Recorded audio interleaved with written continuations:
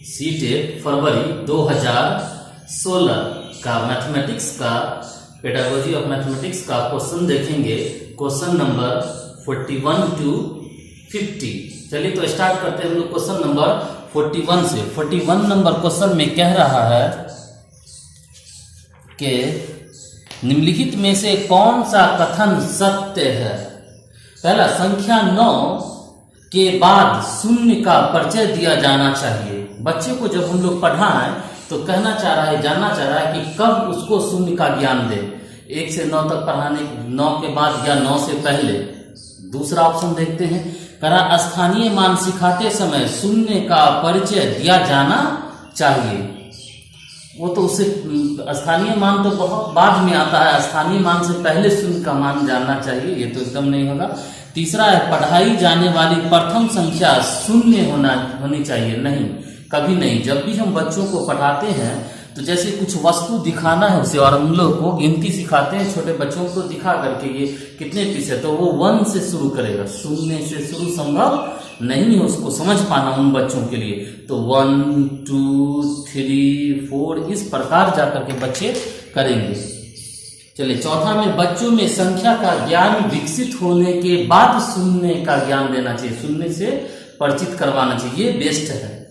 पहले बच्चों को A to Z 1 2 3 4 5 6 7 8 9 तक बताना होगा।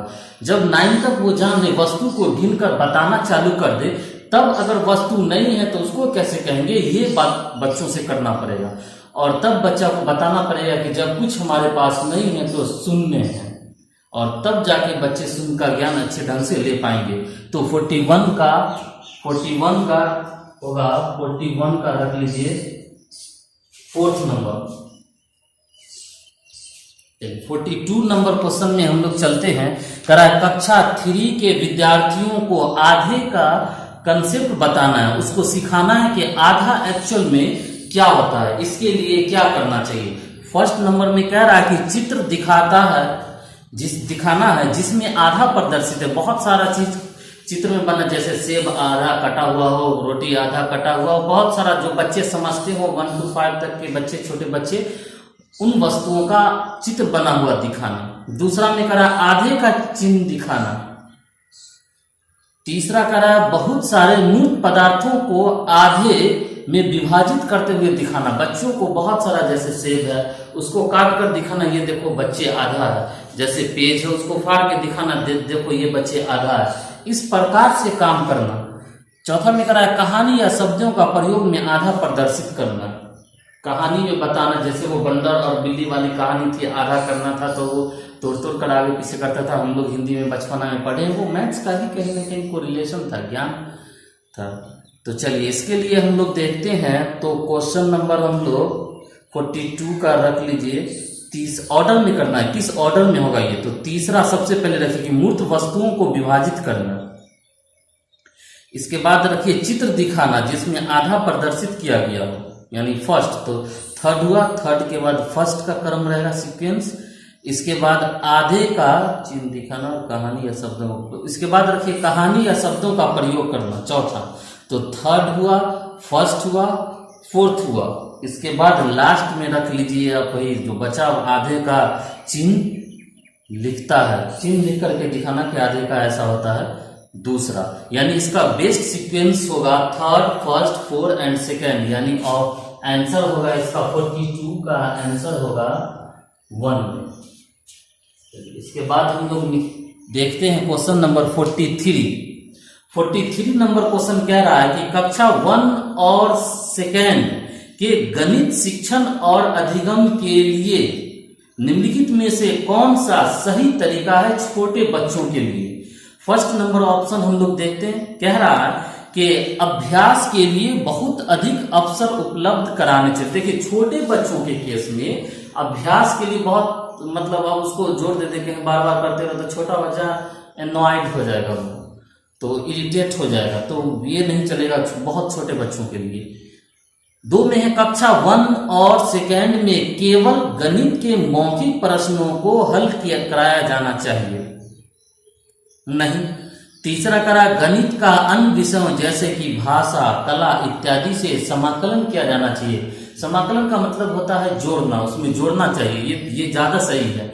कि आपको गणित का अदर विषय में, हम लोग भी बचपना में पढ़े हैं बहुत सारा, जैसे वो बंदर वाला और बिल्ली वाला कहानी था कि एक रोटी लाया कहीं से, दो बिल्ली झगड़ रही थी रोटी के लिए, तो बंदर वहां था तो उसको दिया गया कि 20 से बराबर से काट करके 2 को बांटने के लिए। तो उसमें ये ज्ञान छिपा था कि बराबर का ज्ञान छिपा हुआ था, 2 आधे भाग का ज्ञान सीखा हुआ था, 2 बिल्ली थी वो काउंटिंग छिपा हुआ था, एक बंदर था कुल कितने थे, ये सब बातें छिपा हुआ था, वो समाकलन था। ये बहुत बेस्ट है क्लास 1 और सेकेंड के लिए। तो 3rd नंबर सही है। चौथा देखते हैं, कक्षा 1 और 2 में गणित नहीं पढ़ाना चाहिए। नहीं गणित पढ़ाना चाहिए लेकिन भाषा में। चलिए 43 का हम लोग है तीसरा। 44 नंबर पे हम लोग आते हैं। 44 में कह रहा है यदि, क्वेश्चन कह रहा है, अब देख सकते हैं ब्लैक बोर्ड पर है, 1001 मल्टीप्लाई 1111 1111 से गुना कर रहा है 1001 को, तो कह रहा है कि 110000 यानी कि हो गया 1,10,000 प्लस 11 गुने डॉट डॉट डॉट, क्या होगा 11 को कितना से मल्टीप्लाई करके 1,10,000 जोड़ देंगे, इसके मल्टीप्लाई के बराबर हो जाएगा। तो सिंपल ये मल्टीप्लीकेशन था, हम लोग मल्टीप्लाई कर देंगे। इस साइड में जो है वो तो है, और जो रिक्त स्थान है उसकी जगह हम लोग x माना। मैथमेटिक्स से तो मानना ही पड़ता है ज्यादातर। अब इस अंक को सेम साइड लाए, 2 अंक एक तरफ आ गया, उधर हम लोग 11x को रहने दिए, ये बराबर हो गया, बराबर उधर 11x रहा। अब इस पार लाए तो भाग में चला गया, यहाँ x से गुना में तो भाग में, सिंपल कैलकुलेशन है, आप खुद से भी कर लेंगे। तो x काट के बचा 101। तो देखते हैं ऑप्शन किसमें है, तीसरा में है। चलिए तीसरा है इसका 44 का। 45 में आते हैं, देखिए 45 क्वेश्चन स्थानीय मान पर आधारित है। किसी भी चीज का स्थानीय मान निकालने का मतलब है जिस अंक का स्थानीय मान निकालना है उस अंक के बाद फिर कितना अंक है वो देखते हैं हम लोग, और उस अंक को लिखकर और बाद में जितना अंक रहता है उतना 0 डाल देते हैं। देखिए इसमें कह रहा है कि 15,201 में 5 का स्थानीय मान, तो 15,201 में 5 को लिख दिए और इसके बाद देखिए कितना अंक है, 1 2 3 0 बैठा दिए। उसके बाद फिर कह रहा था जोड़ 2,659 में 6 का स्थानीय मान, तो 6 लिख दिए 6। इसके बाद कितना अंक है, 2 अंक है मात्र, तो 2 0 डाल दिए, प्लस बीच में था ऐड करना, बराबर 7 इंटू कितना डॉट डॉट डॉट रिक्त स्थान है तो x माना हम लोग, ये x माना। यहाँ से सिंपल कैलकुलेशन है, ये 5600 हो गया, ये 7x रहा, इसीलिए 7 इधर आएगा तो डिवाइड होगा, 7 8 56 और 2 0 अर्थात 800, और ये है ऑप्शन नंबर। देखिए 46 नंबर क्वेश्चन कह रहा है कि यदि 36 और 48 का सार्वगुणनखंड, 36 और 48 का सार्वगुणनखंड, धनात्मक सार्वगुणनखंड बराबर है 999 प्लस 9 गुने डॉट डॉट के, तो रिक्त स्थान को भरिए। कह रहा था 36 और 48 का सार्वगुणनखंड बराबर है 999 प्लस डॉट डॉट के। ठीक है, तो देखिए सबसे पहले हम लोग क्या करेंगे, क्वेश्चन आपके सामने है, पहले हम लोग 36 और 48 का गुणनखंड निकालेंगे। गुणनखंड का मतलब ये होता है कि किस संख्या से भाग लग सकता है, किन किन संख्याओं से। देखिए 36 में 2 से भाग लग जाएगा, 3 से लग जाएगा, 4 से लग जाएगा, 6 से, 9 से, 12 से, 48 से और 36 से। इसी प्रकार 48 में किन किन संख्याओं से भाग लगेगा, 2 से, 3 से, 4 से, 6 से, 8 से, 12 से, सबसे भाग लग जाएगा, इसका गुणनखंड हुआ। नाउ अब कह रहा है कि कॉमन गुणनखंड, तो कॉमन का मतलब जो दोनों में सेम हो, जैसे यहाँ 2 2 तो 1 2 उसके बदले लिख दिए कॉमन, इसके बाद 3 3 ये दोनों कॉमन है यहाँ पे लिख दिए, इसके बाद 4 4 देखिए ये कॉमन है इसको लिख दिए, और भी कुछ कॉमन, हाँ 12 कॉमन है ना, अब 12 है तो ये 12 देखिए, तो ये लिख दिए 2 इंटू 3, 2 के बदले में 1 ही लिखना है, कॉमन जो है उसको उठाना है, बाकी को छोड़ देना है, 2 गुने 3 गुने 4 गुने 12 बराबर, उधर कह रहा था 99 प्लस 9 गुने डॉट डॉट डॉट, तो हम लोग 99 प्लस 9 गुने डॉट डॉट की जगह x मान लिए, वही x निकालना है। अब इसको मल्टीप्लाई किए तो 1728, संख्या को इस पार लाए तो -999 और इधर को रहा 9x। जब 1728 में से 999 माइनस कीजिए 729 बराबर उधर रहा 9x, इसीलिए x बराबर 729 बट्टा 9। इसको इससे काटिएगा तो 81 कटेगा, 7 8 72 और 9 है ना, 9 8 72 8 और फिर 9 1 9 यानी 81 हुआ। ऑप्शन नंबर हम लोग देखते हैं किसमें है, 46 का 81 है, 1 में ही है, तो इसका ऑप्शन 1 ही हुआ। 47 पे अब हम लोग आते हैं। 47 में कह रहा है यदि 26,679 को 39 से भाग देने पर तथा 29,405 को 34 से भाग देने पर जो शेष फल आए उसके अंतर को, देखिए पहले तो 39 को 26,679 से भाग देना है, उसी प्रकार फिर 29,405 को 34 से भाग देना, दोनों का अलग अलग भाग करेंगे। उस भाग का कह रहा है जो शेष फल है उसका अंतर ले लीजिए, शेष को घटा दीजिए और उस अंतर को 18 से भाग दीजिए, तो बताइए शेष फल क्या होगा। देखिए पहला स्टेटमेंट था कि 26,679 को 79 से भाग दीजिए, तो हम लोग भाग दिए, ये भाग आप लोग दे देंगे, शेष फल आया 3। उसी प्रकार 29,405 को 34 से भाग दिए, आप लोग कर लेंगे, शेष फल आया 29। नाउ कर रहा था दोनों शेष फल का अंतर, तो शेष फल का अंतर 29 माइनस 3 इक्वल टू हो गया 26। अब करा जो अंतर है शेषफल का उसको डिवाइड कीजिए 18 से, और तब बताइए कि शेष कितना है। तो 18 से 26 में डिवाइड कर दिए तो 18 का 18, एक बार में शेषफल आया 8। देखिए तो ऑप्शन नंबर किस में है, ऑप्शन नंबर 1 में ही है।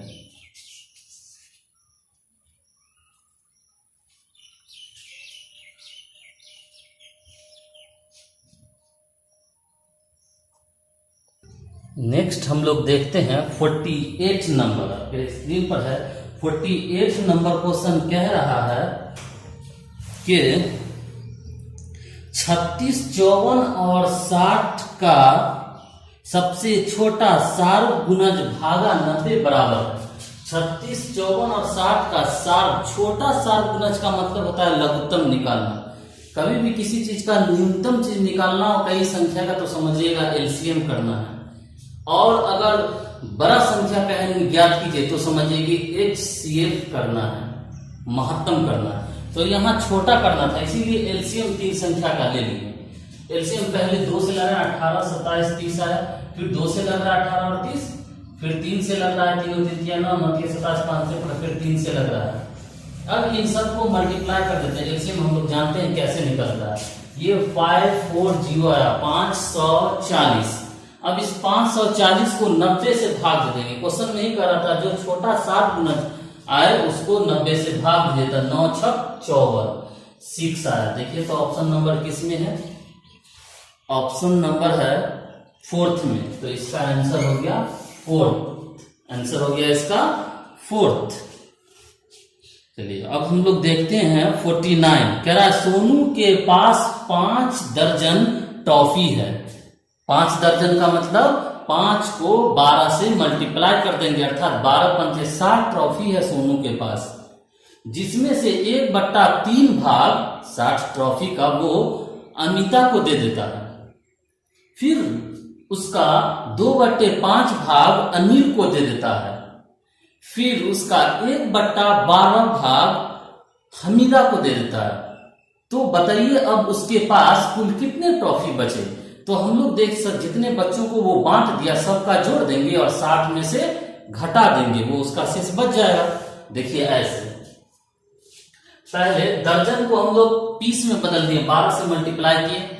अमिता को दिया था 1/3 भाग 60 का 1/3, तो 1/60 को 1/3 से मल्टीप्लाई कर दिए, 20 या 60, ये कटेगा ऐसे, तो ये 20 आया।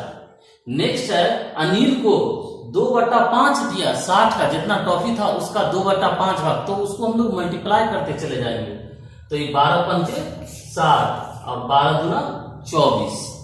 फिर हमीदा को 1/12 भाग दिया, 12 पंचे 60, 5 इकाई 5, तो शेष बचा टॉफी क्या होगा, तो टोटल टॉफी 60 माइनस इन तीनों को जोड़ देंगे, ऐड कर देंगे इन तीनों को, जितना वो बांटा 20 + 24 + 5, तो 60 माइनस 49, 20 24 44 5 49, 60 में से 49 घटेगा तो 11। देखिए तो किस ऑप्शन में है 11 नंबर, 11 नंबर क्वेश्चन का 11 है दूसरा ऑप्शन में, तो 49 का रख लीजिए ऑप्शन नंबर 2। चलिए नेक्स्ट हम लोग चलते हैं 50 नंबर पे।